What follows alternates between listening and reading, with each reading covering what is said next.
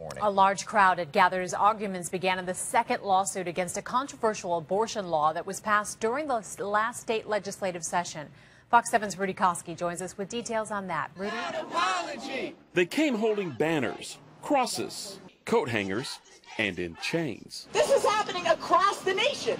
Pro and anti-abortion supporters faced off Monday morning in front of Austin's federal courthouse. Abortion on demand and without apology. Part political rally. We ask you to bind the abortion power over Austin, Texas. Part church revival. The conflicting voices were equally passionate. Are you going to take a stand in this crucial moment? Already women are forcing, they're self-inducing out of desperation, because if you are forced to bring a child to term that you do not want, you have no control over your body, over your reproduction, over the course of your life, and it is a form of enslavement. The trial is expected to wrap up by Thursday.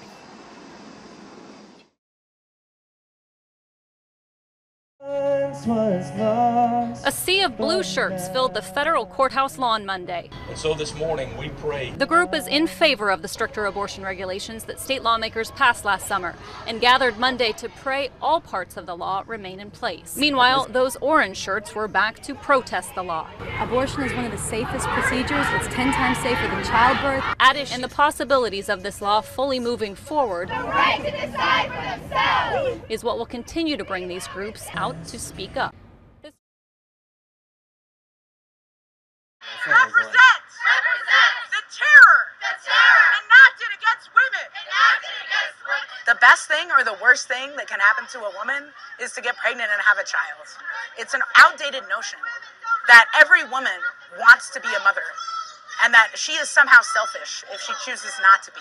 We are uniting with everyone and anyone who wants to stand up against the clinic closures, stand up against the hundreds of restrictions being passed nationwide, stand up against HB2 passed here in Texas, and stand up against a program that ultimately represents forced motherhood and female enslavement. And without these doctors who provide abortions, women, countless numbers of women would not be here today. We're talking light against darkness. We don't need to hide from that. What you all are standing for is the hatred of women. It's diminishing women to not being full human beings. And it is being responsible for the murder of women. There's probably pro-life people out there that have hate and that they hate the other side. They hate women that kill their children and they hate doctors that perform abortions, but it has nothing to do with hating women. I don't hate women. I mean, that's absolutely so far off the mark, at least for me. And it's not about the women. It's just about what is right and wrong. That is all. The only reason that a woman should be a mother is because that's what she wants to do. Some women don't have.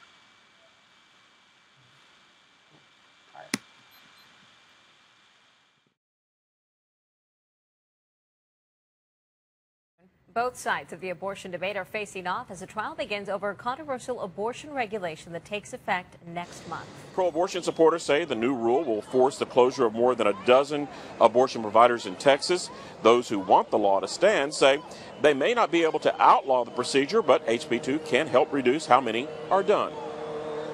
Abortion is 10 times safer than childbirth. It's perfectly legal to have a child in your own living room, unsupervised. Abortion is very safe, and there's no need for a mini emergency room setting that's designed solely to close down clinics.